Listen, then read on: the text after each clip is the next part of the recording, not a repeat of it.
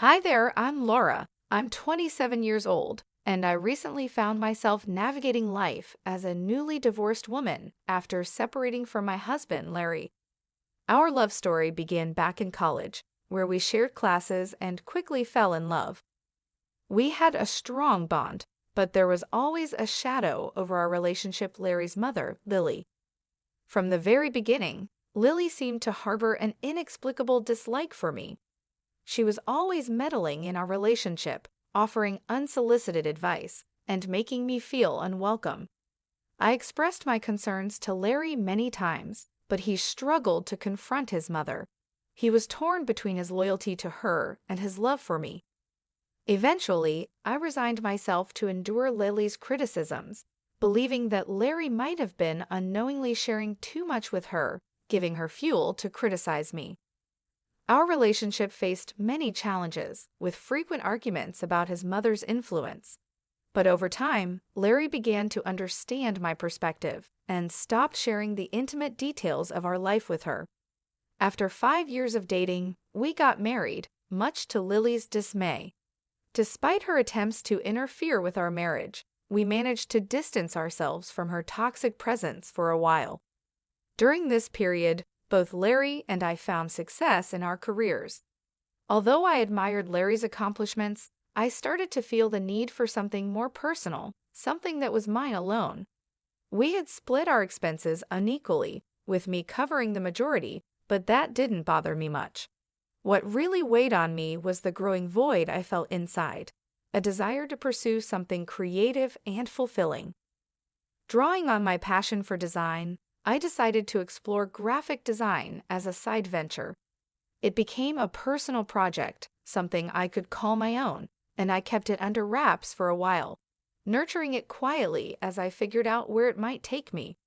I decided to take a leap of faith and enrolled in graphic design courses, investing in equipment without Larry's knowledge. My best friend, Mary, was the only person I confided in about this new venture. She was incredibly supportive, offering me both encouragement and practical advice as I developed my skills. As my confidence grew, Mary introduced me to people who were interested in hiring me, even though I was just starting out. They appreciated my work and trusted me with their projects, helping me gradually build a client base. This new source of income made a big difference in our lives. It eased the financial pressures we were facing and allowed Larry and me to enjoy a more comfortable lifestyle.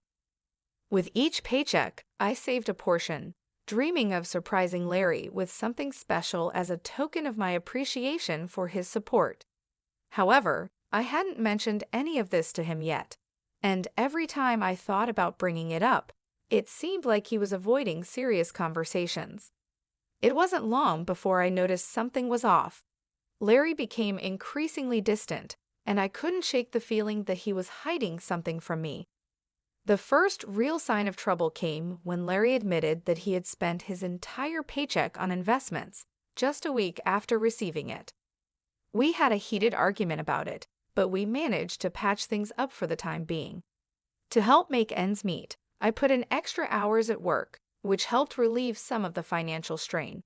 But the following month, Larry repeated the same behavior, and I found myself feeling more and more frustrated.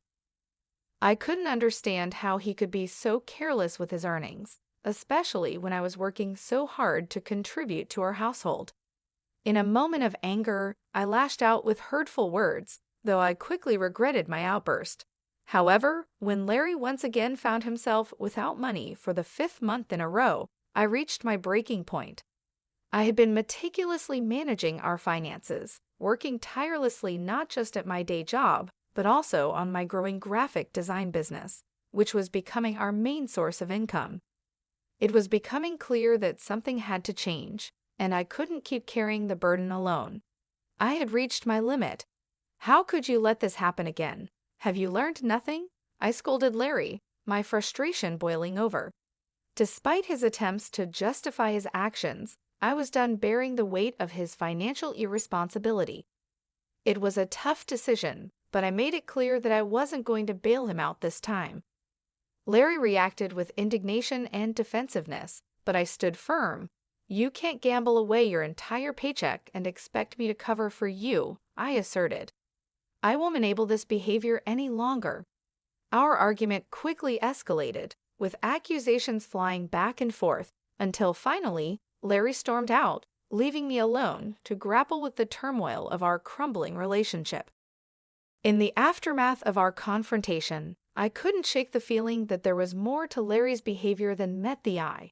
Suspicions began to creep in, and I wondered if Lily, his overbearing mother, might be involved.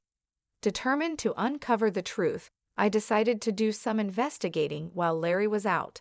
It didn't take long for me to find what I was looking for. Larry had carelessly left his bank account logged in on my laptop, and what I discovered shocked me. Contrary to his claims of being broke, Larry had more than enough money squirreled away. As I scrutinized his transactions, I found nothing unusual, just the usual debits and credits. But I couldn't understand why he had been hiding his finances from me and telling lies. Seeking clarity, I delved into his messages, and the first person I noticed him texting was his mother, Lily. Their conversation revolved around our recent altercation, with Larry painting me as the antagonist, claiming I had berated him for withholding money. Lily seemed to revel in the discord, affirming her suspicions about me. As I scrolled further, I uncovered a disturbing revelation. Lily had been relentlessly disparaging me to Larry, labeling me as materialistic, and insinuating that I was only with him for financial gain. Ironically, I was the primary breadwinner in our household. Their exchanges showed how Lily's toxic influence had fueled Larry's grievances against me, magnifying minor annoyances and nurturing his resentment. The final blow came when I realized just how deeply Lily's words had seeped into Larry's mind, twisting his perception of our relationship and turning him against me. The truth was out, and it left me reeling. When I discovered their scheme to cut me off financially, it felt like the ground had been ripped out from under me. Initially hesitant, Larry gradually gave in to Lily's manipulations, slowly yielding to her demands. He unknowingly provided her with more ammunition by sharing moments where I had expressed my frustrations, further fueling her animosity toward me.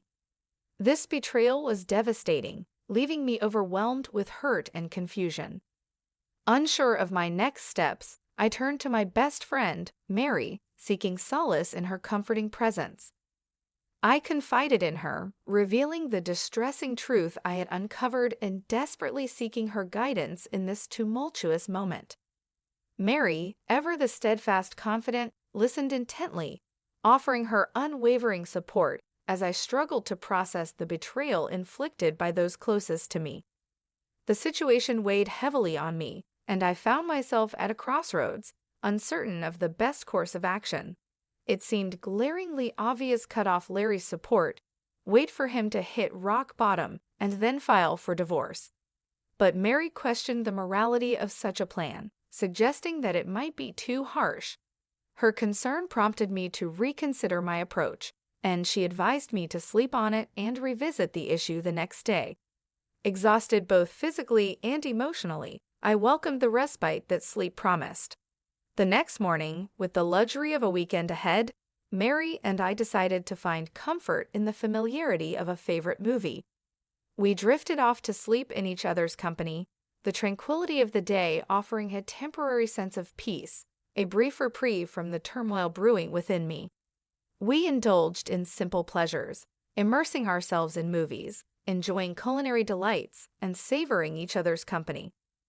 Despite the nagging thoughts of the previous day's revelations, I made a conscious effort to set them aside, prioritizing the much-needed break from the stress and heartache I had been experiencing. However, our peaceful reprieve was short-lived.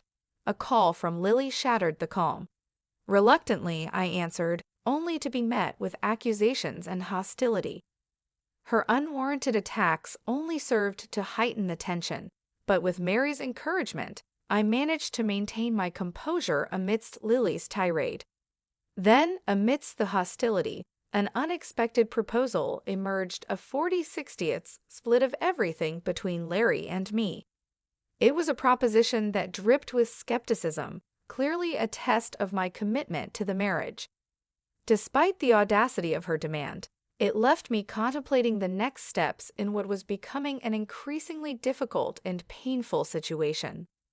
I agreed, willing to explore any possibility of salvaging what was left of our relationship. With a tentative acceptance, we set plans in motion, culminating in a scheduled meeting on Friday to formalize the arrangement. Despite the lingering uncertainty, I resolved to face the challenge head-on, armed with newfound determination to navigate the tumultuous waters ahead. I was stunned by the turn my marriage had taken, caught between disbelief and seething anger. How could Lily brand me a gold digger? And how could Larry stand by and allow such an accusation? I had stood by him through thick and thin, supporting his endeavors even when they led to losses. I had covered for him when he lied and shouldered the burden of our shared responsibilities, all while keeping my own side hustle a secret, waiting for the right moment to reveal it. When I shared the details with Mary, her smile hinted at the brilliance of the plan. Splitting everything evenly would leave Larry with little to fall back on, given his lack of awareness about my additional income.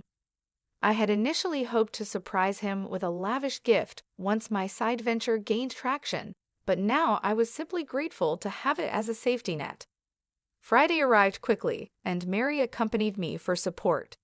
When we arrived home, we found Lily, Larry, and a lawyer already there, finalizing the contract. Ignoring Larry's silent plea for privacy, I approached Lily and demanded to review the terms. As expected, the agreement mandated an equal division of assets, with a clause prohibiting financial assistance between us. Reluctantly, I signed, knowing it would leave Larry scrambling financially. Predictably, problems ensued. Initially, our communication was limited to curt words, the rift between us too deep to bridge.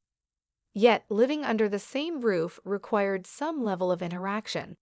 Larry attempted to reach out and mend the divide, but I remained distant, resentful of his complacency in the situation. As time passed, Larry's persistent attempts to reconnect grew tiresome.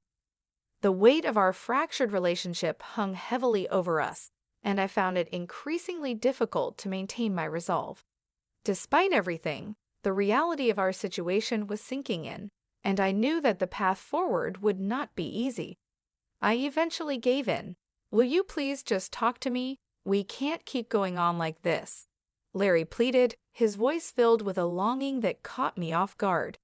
It was jarring to hear him express how much he missed our connection, especially after he had willingly signed away our financial unity. "What do you want me to say, Larry?" I retorted, my frustration clear. "Is that why you agreed to sever our finances completely?" His silence was deafening, revealing the deep divide between us as we stood at the brink of our shattered marriage. I struggled with the weight of our choices, unsure if reconciliation was even possible. "I just need to know where your loyalty lies, Laura," Larry implored. "Despite all the issues caused by your mother, you still choose to side with her. Is this truly what you believe is best for us?" "Please, Larry, don't speak ill of my mother like that. And what wealth are you so concerned about?" "I don't understand," I countered, feeling both confused and hurt. "I'm simply trying to make things right between us. Can we not lash out at each other?" "There will be no reconciliation until that contract is null and void," Larry replied defensively. "It's only been 3 weeks since we signed it, and I've seen no evidence to suggest you're not here for the money. If you're struggling financially, just let me know. I'm willing to help," I offered, trying to bridge the gap between us. "Wouldn't that be a breach of the contract?" "I won't risk violating it," I insisted. "Why are you making this so difficult? Can't we just be civil?" I could see Larry wrestling with conflicting influences, his mother's and his own. The Larry I married wouldn't have succumbed to such manipulation. That month, I focused on paying off our major debts, leaving Larry to manage on his own. With my share settled, I had more disposable income, and Mary and I indulged in lavish outings, while Larry always had an excuse for his financial constraints. My graphic design side gig was thriving, and I began to seriously consider quitting my day job. Meanwhile, Larry struggled, his portion of the pantry often bare. While a part of me felt sympathy for him, I couldn't ignore the choices he had made that led us here. I reminded myself that Larry had brought this situation upon himself, but that didn't make the unfolding events any easier to handle. Lily's unexpected visit, however, threw me off balance. She stormed into my home, her face a mask of anger, and before I could even greet her, she accused me of stealing from Larry. The words hit me like a slap in the face. Not only was I confused, but I was also immediately on the defensive. How could she possibly think I was stealing from my own husband? "What are you talking about?" I demanded, trying to keep my voice steady. "You're accusing me of seeking revenge on Larry because I don't like the contract he made us sign? That's absurd. Your son has been struggling all month, but it's not because I've been stealing his money to fund my outings. He has no money to steal, and you know it. And let's not forget who actually coerced us into signing that contract in the first place. You forced it upon us, and now your son is paying the price." Lily's eyes narrowed, and I could see her temper flaring.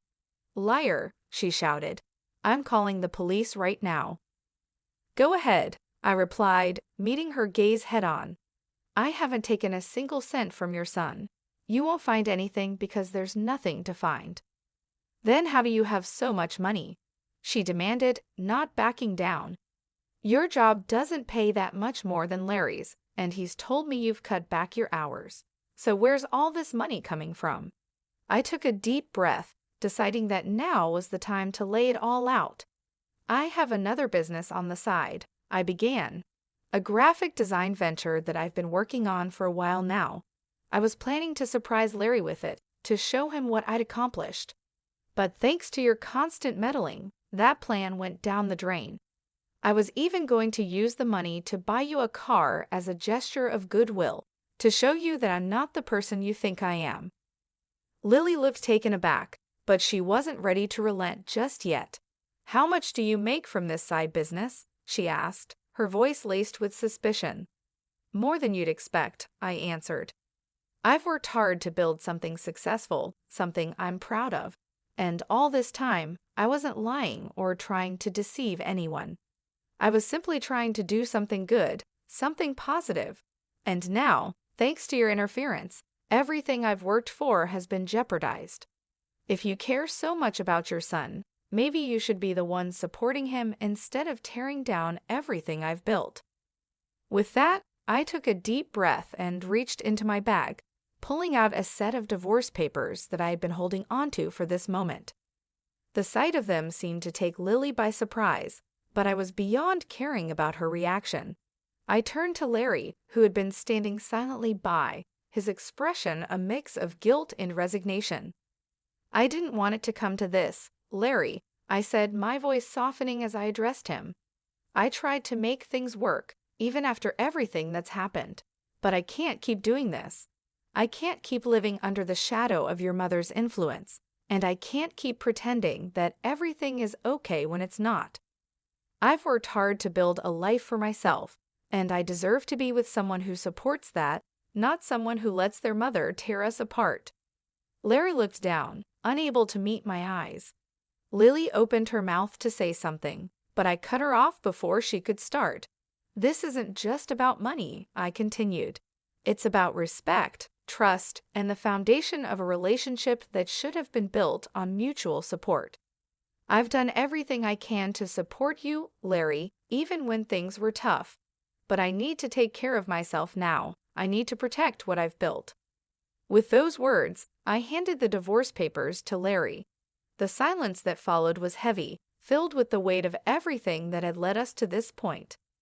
Lily looked at the papers, then at Larry, her face a mask of disbelief.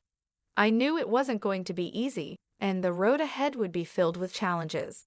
But I also knew that I couldn't keep sacrificing my own happiness and well-being for the sake of a relationship that was no longer healthy. As I turned to leave, I felt a sense of finality, but also a sense of relief. I had taken the steps I needed to protect myself, and now it was time to move forward. Whatever the future held, I was ready to face it on my own terms, with the knowledge that I had done everything I could to make things right. I had filed for divorce right after we signed the contract, quietly holding onto the papers until the right moment to reveal them. When I finally handed them to Larry, the shock on his face was unmistakable, but I felt no sympathy. I had given him every chance to make things right, and he had chosen his path. I expected Lily to be pleased, given how hard she had pushed for this separation. Instead, her expression shifted to one of fury as she realized the full consequences this would have for her son. I calmly informed them that I would be moving out in last weeks. I had made up my mind, and there was no going back. I agreed to continue splitting the remaining loan payments, but that was the extent of my commitment. Larry, clearly desperate, tried to plead with me, hoping to change my mind, but I remained resolute. I reminded him that this was the outcome of his choices and actions, and that we had both reached a point of no return. In the months that followed, I began to feel a sense of liberation from the toxic relationship that had been weighing me down for so long. Lily, as expected, tried to contest the divorce, likely hoping to salvage something from the situation. However, with our assets already legally separated, there was little for Larry to gain from the proceedings. In fact, he ended up losing more than he ever imagined. Unable to keep up with the mortgage payments on the house, he was forced to sell it and move back in with his mother. As for me, my life took a turn for the better. My graphic design business began to flourish, far beyond what I had initially envisioned. I started landing lucrative opportunities with big brands, and my client base expanded rapidly.